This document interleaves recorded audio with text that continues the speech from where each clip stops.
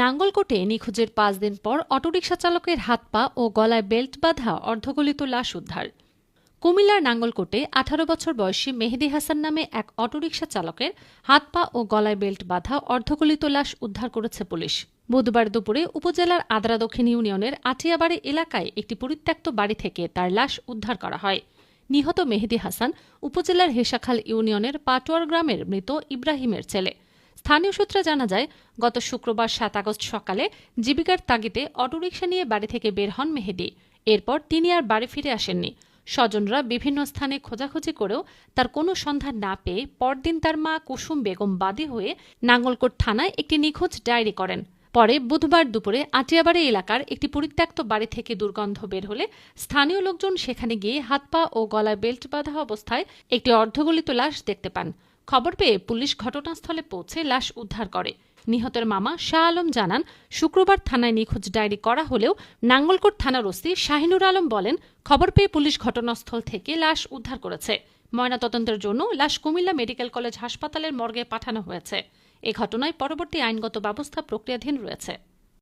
আমরা এটা সঠিক সুস্থ বিচার চাই এবং নাঙ্গলকোট থানার বর্তমান এমপি মুবাশির আলম ভূঁইয়া এবং ওনার সহযোগিতা যারা আছেন সকল রাজনীতিবিদ, প্রশাসন এবং এলাকার মান্যগণ্য ব্যক্তিবর্গ, আপনারা আমাদেরকে সহযোগিতা করবেন।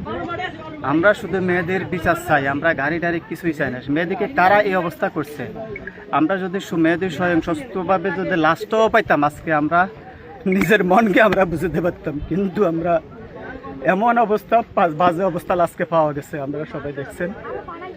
কি বলবো, আমার বলার কোনো ভাষা আপনাদের কাছে নাই। বিষয়টা সবার কাছে আমার একটা অনুরোধ, আজকে আমার মেহেদী নাই, আমার ভাগিনা মেহেদী আজকে নাই।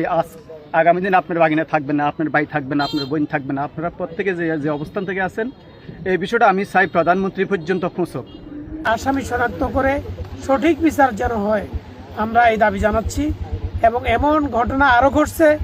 গত মাস ৬ আগে আমাদের জোড্ডা ইউনিয়নের নোয়াপাড়ার একটা ড্রাইভারকে তাও দোলখায়ের একটি পুকুরে কচুরি পানাযুক্ত পানিতে ইট সহ বেঁধে তাকে ডুবিয়ে রাখা হয়েছিল। সে ১ সপ্তাহ পরে ভেসে উঠেছে। ওই লাশকে আমরাও পরে সহযোগিতার জন্য এগিয়ে গিয়েছি। এভাবে প্রতিনিয়তই অটোরিকশা চালিত ড্রাইভারদেরকে বিভিন্নভাবে হত্যা করা হয়। এই বিষয়টি নিশ্চয় একটা চক্র আছে। এই তদন্ত করার মধ্যে চক্রকে চিহ্নিত করে তাদের বিচার করার জন্য আমি আবেদন জানাচ্ছি। NP furniture, Daulkhar road, Nangalkot, Comilla. বর্তমান টিভি।